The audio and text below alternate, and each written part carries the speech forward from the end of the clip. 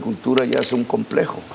Tienes 20 millones de hectáreas fértiles, 5 apenas. Solo 5, sí. 5 las usas, sí. Incluso algunas son ni siquiera en tierras fértiles. Sí. Y el resto desocupado Pastos. ahí, pasto. Eso, así no nos desarrollamos. Pero digo, concretamente, un empresario privado debe temer si usted es presidente. No, para nada. Debe apostar a que yo sea presidente. ¿Por qué? Porque yo creo, con los rivales que hay, los contradictores y las circunstancias actuales de Colombia, que quien podría garantizar un pacto social, pensando en justicia social, no usando al pueblo, sino logrando, digamos, que pueda construirse un mejor vivir para la gente más desfavorecida, para el conjunto de la sociedad, soy yo. Un pacto social es fundamental en Colombia ahora. Pero para un pacto social ocurra en cualquier país del mundo que tenga el desequilibrio que tiene hoy una nación como la nuestra, se requiere la cooperación de parte y parte. Sí. Para eso hay que recurrir a lo que siempre se recurre, tributación. Sí, impuestos. El pacto social es impuestos. Entonces, para los más poderosos de Colombia. Ahora acabo de salir de un programa, por eso me retardé un poquito, unos profesores de economía, Luis Jorge Garay y Jorge Iván Ospina, hablando de reforma tributaria. Ellos han hecho sus cálculos, sus cuentas, y ellos mostraban cómo a medida que más ingreso tiene una persona en Colombia, más aumenta el impuesto hasta llegar a la clase media alta. Cuando ya pasas de la clase media alta hacia arriba, o sea, los súper ricos, los impuestos porcentualmente caen. Es decir, la legislación colombiana a través de los años en el Congreso, por presión e intereses económicos, no ha logrado construir lo que la Constitución ordena, que es un sistema progresivo. Es decir, entre más ingresos tengas, más porcentualmente vas pagando al Estado, incluso si son los más grandes ingresos de Colombia. Por ejemplo, los dividendos. Aquí ocurre que eso no pasa. Entonces, el Estado se financia entre el IVA, la comida, la gente toda, y la clase media, y los súper ricos no. Yo creo que aquí el pacto consiste en que los súper ricos paguen impuestos. El asunto, doctor Gustavo, es que el gobierno no puede aumentar impuestos ni crearlos, es el Congreso. Sí. Y usted necesita una mayoría parlamentaria para que le apruebe una reforma tributaria. ¿Cómo va a hacer usted, si es elegido presidente, para tener mayoría parlamentaria? En esa y en otras materias. Sí, señor. Una gobernabilidad. Hoy tenemos unos datos. Logramos la bancada más grande del Congreso. Sí. Eso no existía antes. Pero no es mayoritario. No suficiente, pero importante, es estratégico. Sí. Hay, en mi opinión, una bancada que podría acercarse programáticamente a nosotros, que es lo que hoy se mueve como Coalición de la Esperanza, que también tiene un número importante. Aún sumadas, no somos mayoría. El que viene a determinar una mayoría, yo tengo aquí un síndrome histórico que puede ser no correcto, es el Partido Liberal. Allí ya usted está haciendo las cuentas frente a casi una mayoría. Faltarían 2, 3 parlamentarios. Ahí está la posibilidad. Ahora, el Partido Liberal tiene problemas, ¿cierto? Porque, en mi opinión, no logra en sus instancias directivas, porque en la base, digamos, tenemos mucha fuerza. Incluso hubo una convención nacional liberal progresista que acogió todo el país, pero en la cúspide institucional de ese partido no logran darse cuenta cuál es el papel del liberalismo hoy en Colombia, sin jugarle al proyecto autoritario de siempre que hace trizas la paz, que hace más de lo mismo en una cosa que ya es insostenible, con el modelo económico que proponen, seguir dependiendo del petróleo, el autoritarismo, la incapacidad de resolver los temas de la violencia. Y ahí ponen al Partido Liberal oficialmente. Pues eso no tiene nada que ver con el liberalismo, ni con la historia liberal. Sí, sí. Entonces, aquí que se habla si lo queremos poner en términos históricos, y yo soy es un continuador de la revolución en marcha de Alfonso López Pumarejo, ¿cómo es que el Partido Liberal no está aquí ayudando? Va a haber una oportunidad de nuevo para rehacer este tema si ganamos las elecciones y hablamos de mayoría parlamentaria. Sí, pero entonces, mire, históricamente, doctor Petro, las coaliciones para lograr una mayoría parlamentaria se logran siempre, y usted bien lo sabe, ahora que es senador, a cambio de algo. Las transacciones Sí, políticas. señor. ¿A cambio de qué, doctor Petro? No, yo pienso que aquí ya es clave cambiar la relación gobierno-congreso, que ha sido así. Incluso yo hice debates, Así es. me acuerdo hace años, con los códigos secretos para repartir dineros a través de la contratación con los congresistas. Sí, no es burocracia, es contratos, es peor. Peor, sí. Es peor porque no son personas, es dinero público, que además se pierde. Yo pienso que la relación presidente-Congreso de la República institucionalmente, eso puede implicar, debe implicar que el congresista deja de ser un intermediario entre el recurso público que hay y los alcaldes que necesitan proyectos, que por ahí que es el proceso, digamos, de la corrupción parlamentaria. Quitar ese papel de intermediación del parlamentario, que puede implicar que en las leyes del Congreso, del presupuesto, que es donde está el dinero, digamos, la ley importante, le permitamos a los municipios, todos, por derecho, no por negociación, por derecho. En la constituyente se habló del derecho de prioridad, no logró pasar. Derecho de prioridad es que un municipio, hasta por una cuantía, vamos a poner 5.000 millones de pesos, que para Bogotá es nada, pero para cualquier municipio de los 1.000 pequeños municipios de Colombia es muchísimo, pueda poner un proyecto que es obligatorio financiar. Y no está en transacción ni nada, es su derecho. Que lo haga con la comunidad. El derecho ya, con y la obligación. Una obligación del Estado, ese derecho de prioridad. Ahí quitaríamos papeles de intermediación del Parlamento.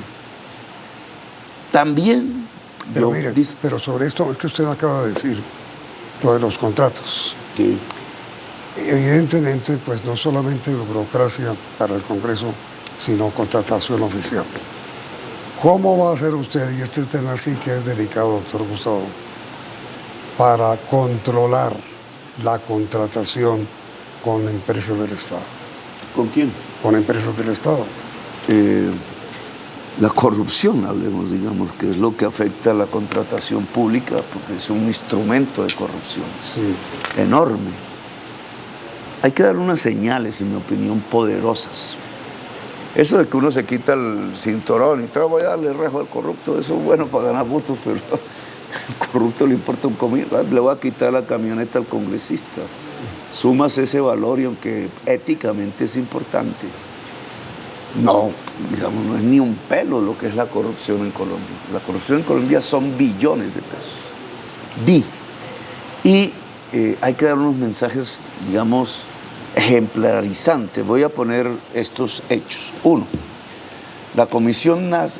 una comisión de investigación pedida a las Naciones Unidas, como en Guatemala, ojalá dirigida por el mismo magistrado Iván Velázquez, para coger contra la impunidad en la corrupción, para coger los temas más importantes de corrupción que ha habido en Colombia y que han en realidad quedado en la impunidad. Odebrecht, por ejemplo. Los que recibieron al final los sobornos, 50 millones de dólares, que la fiscalía, como el fiscal era el socio del socio de Odebrecht, pues no lo dejó en la impunidad.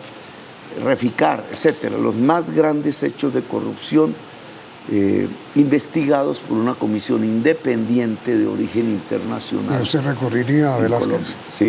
Sí, se puede, porque eso depende de Naciones Unidas. Incluso es una solicitud que haría el presidente de instalar esa comisión. Damos un primer mensaje fortísimo. Incluso no pasaría como Guatemala, que el presidente empezó a obstaculizar cuando se dieron cuenta de... Que además lo deportaron. Un segundo elemento, digamos, de lucha contra la corrupción es este que acabo de mencionar.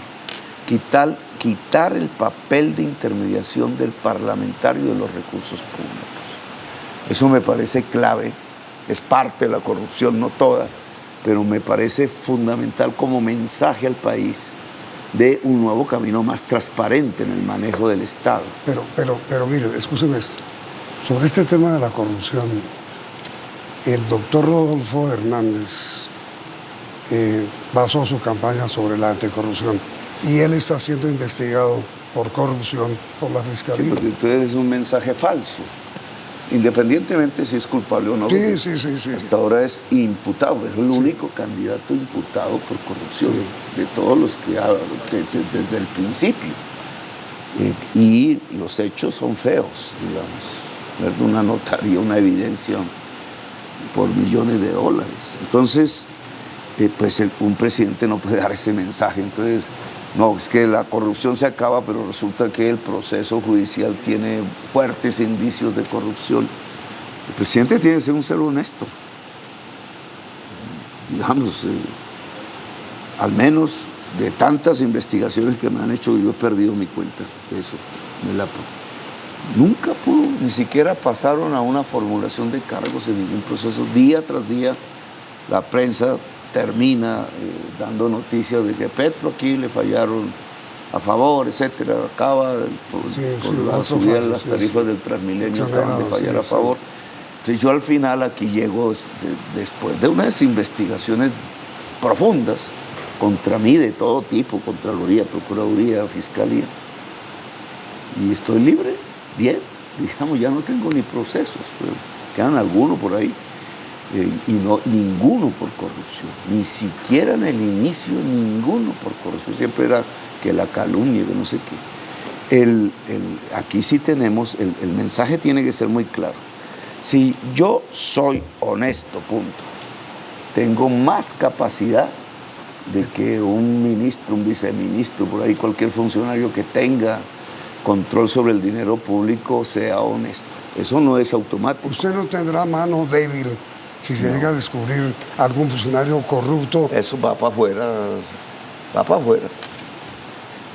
Sea quien sea. Va para afuera la investigación. Ocupa el cargo que ocupa. Son tres cosas. La comisión para los grandes delitos de corrupción en Colombia, los grandes, que la gente, que todo funcionario público, hasta el portero, tipo de sepa que las cabezas de la corrupción van a caer. Dos, pasar la Procuraduría a la Fiscalía. Esto es más complejo. Esto es una, digamos, ya sabemos que ¿eliminar la sentencia, la Fiscalía? La Procuraduría. ¿Eliminarla? No, pasarla toda con su presupuesto, los funcionarios a la Fiscalía. Para investigar corrupción. Y configurar la Fiscalía Anticorrupción, porque la corrupción es un delito.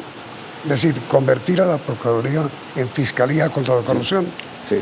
Eso implica que pasa al Poder Judicial, deja de ser gubernamental realmente. Eso significa que cumplimos la sentencia de la Corte Interamericana, que ya sería parte del Poder Judicial. Y eso significa que dejamos de ver la corrupción como una irregularidad administrativa, que es lo que es el ámbito de la actual Procuraduría, y pasa a lo que es un delito, es un crimen. Es en el Poder Judicial y en el Poder Investigativo del Estado que se tiene que hacer los procesos investigativos. ¿Pero la Procuraduría actual desaparecería? Pasa. Sí, dejaríamos de tener un Ministerio Público que es gubernamental. Y pasa a la Fiscalía. Y pasa al Poder Judicial. Pero entonces, doctor Petro, ¿no habrá procurador de elección por parte del Congreso? ¿Habrá un procurador? Eso tendría que cambiar, porque sería el gran zar anticorrupción. Sería el gran zar anticorrupción. Eliminando al procurador. Eliminando la figura actual de procurador. Eso es una reforma constitucional eso es una que reforma. Usted va a presentar si es elegido. Al Congreso de la República. Y el tercer elemento es quitar el papel de intermediario del parlamentario. Y dejarlo en su función constitucional. ¿no? Por el manejo del Congreso. Yo creo que hoy tenemos unos vientos a favor de eso.